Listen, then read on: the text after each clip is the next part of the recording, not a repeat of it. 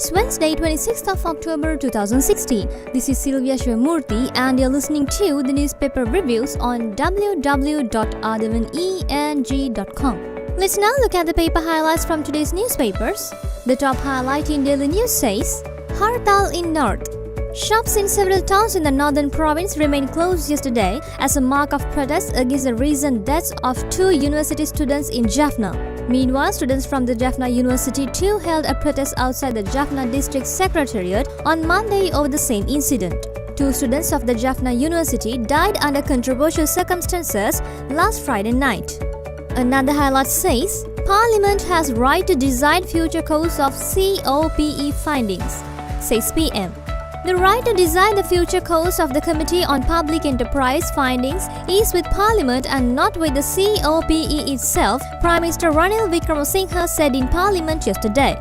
He also said that the role of the COPE is to submit its report maybe once, twice or 5 times.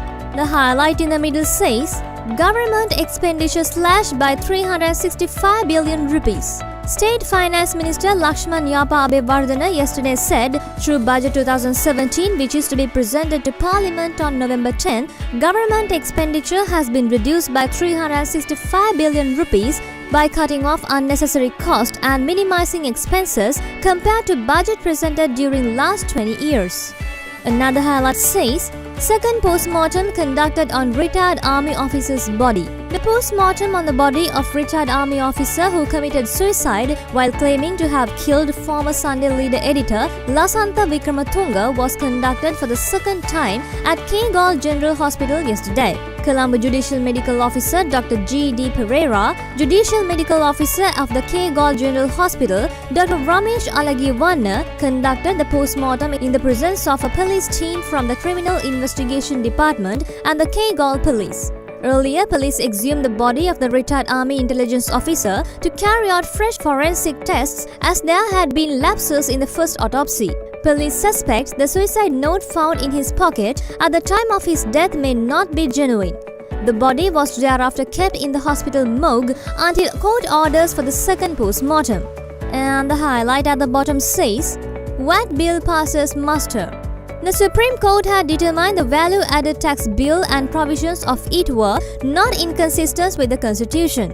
This order was revealed by Deputy Speaker Thilanga Sumathipala, making a Speaker's announcements in Parliament. The Deputy Speaker announced that the order of the Supreme Court on the VAT bill had been received by the Speaker. Let's now look at the paper highlights in Daily Mirror. The top highlight says, Nobody pushed AG to change his findings, says Harsha. Deputy Economic Affairs Minister Harsha De Silva, posting a comment on his Facebook account yesterday, said that at no time did any of the members of COPE push the Auditor General to change his findings.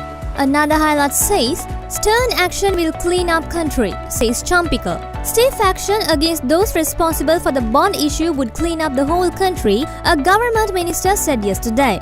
The highlight in the middle says, Aged woman locked in poultry shed. An 84-year-old woman who had been locked up in a poultry shed behind a house in Banni Kudavawa in Kudavawa was found by the Galgamur police yesterday.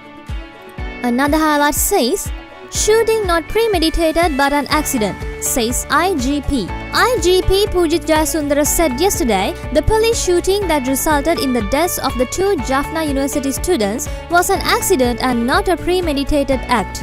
And the highlight at the bottom says, We attacked the Jaffna policemen, Ava claims. A group calling themselves the Ava Gangsters has claimed responsibility for the sword attack on the two police officers at the Chunnagam market. And now let's move to the paper highlights in Ceylon today. The top highlight says, VAT bill constitution complaint, says SC.